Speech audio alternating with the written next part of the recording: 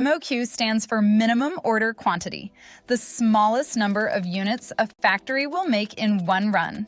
If you keep hearing it and don't know what it means, here it is in plain English. And how to deal with it as a small brand. Factories set a minimum because setup costs money, patterns, materials, machine time. Below a certain quantity, it's just not worth their while. That's why you'll see minimums of 100, 300, even 1,000 pieces per style. For a new brand, that's the trap. You can't afford 1,000 units of an untested design, but you can't reach the factory without hitting their minimum. Your cash gets stuck in inventory before you've sold a thing. Here's how you deal with it. First, give the factory a clean tech pack.